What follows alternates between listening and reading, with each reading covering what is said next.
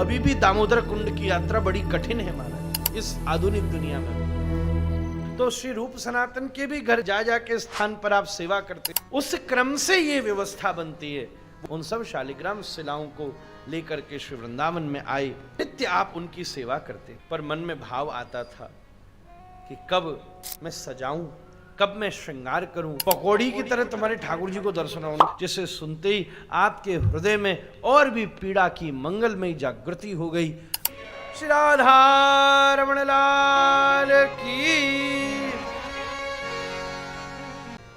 श्री गोपाल भट्ट गोस्वामी जी ने वृंदावन से नेपाल की यात्रा करी। अभी भी दामोदर कुंड की यात्रा बड़ी कठिन है महाराज इस आधुनिक दुनिया में भी।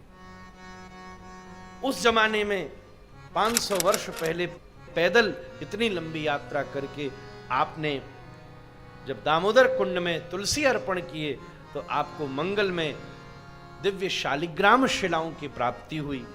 उन शालिग्राम शिलाओं को लेकर श्री गोपाल भट्ट गोस्वामी जी महाराज आए।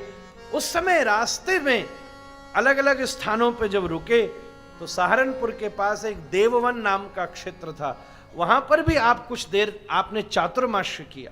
पूछा यहां कौन रहता है, तब खबर लगी कि विशुद्ध मूल ब्रज के ही शांडिल्य गोत्री वैष्णव परिवार है।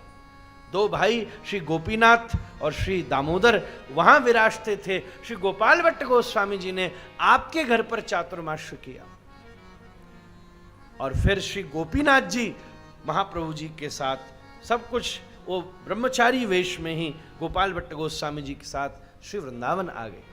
दामोदर जी विवाहित बाद में आए हैं और ये दामोदर गोस्वामी जी जो विवाहित आए हैं, श्री गोपीनाथ दास जी ने जब भगवान प्रकट हो गए तो उन्हें ठाकुर जी की सेवा सौंपी और वहीं से हमारी जो बिंदु परंपरा है उसका क्रम बनता है और सब गोस्वामी परिवार श्री राधारमण जी की उस परंपरा में सेवा करते हैं।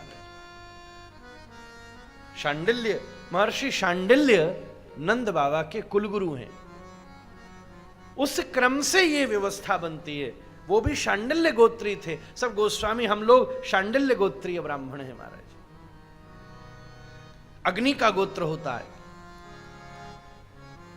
ये सुंदर क्रम बना, तब आप वहां से अनंतम भाव से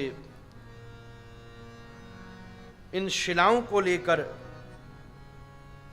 शालिग्राम द्वादश भो वैश्य शालिग्राम समुद्भव विदिना पूजिता येन तस्य पुण्यम वदामिते। 12 शालिग्राम जी की सेवा करने का पुण्य अद्भुत होता है महाराज, ऐसा पद्म पुराण में उल्लेख है।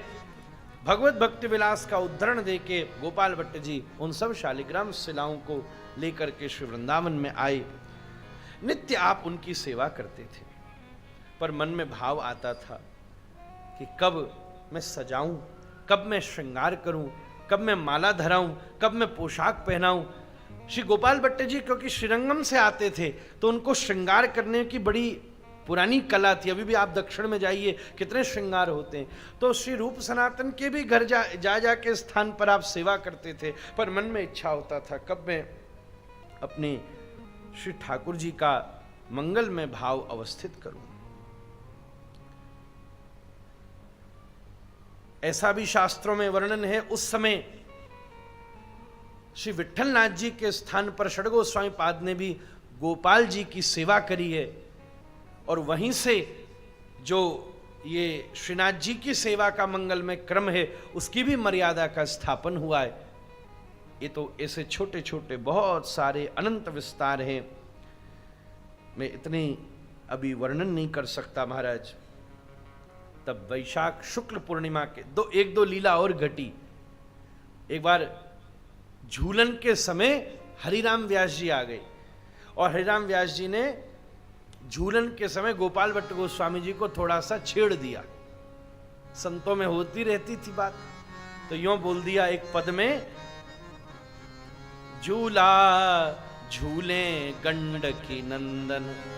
गंडकी नदी से आए ना, तो झूला झूले गंडकी नंदन। पद बहुत लंबा, उसमें एक लाइन आई, ऐसा लग रहा है जैसे कढ़ी में कोई बड़ा हो काला काला।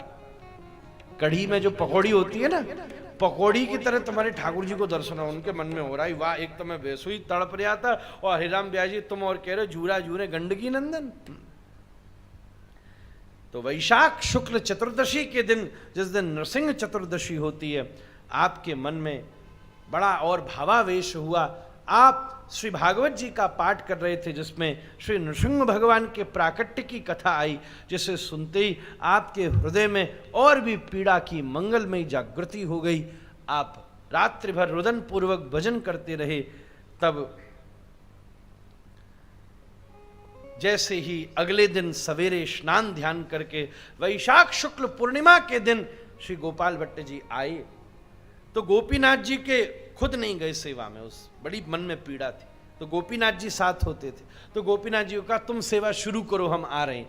तो देखा अंदर कपड़ा ऐसे उठा उठा था, ऊपर ढकते ना, तो उनने यूं देखा, उन्हें लगा कोई काला सर्प शालिग्राम जी के ऊपर तो नहीं आ गया, उठा उठा काला काला क्या है। तब आपने एक किसी वृक्ष की डाली को ला करके आनंद से उस वस्त्र को जैसे ही उठाया, तो शालिग्राम जी की जगह द्वादशांगुल भगवान श्री राधा रमण जी का प्राकट्य हो गया। श्री राधा रमण लाल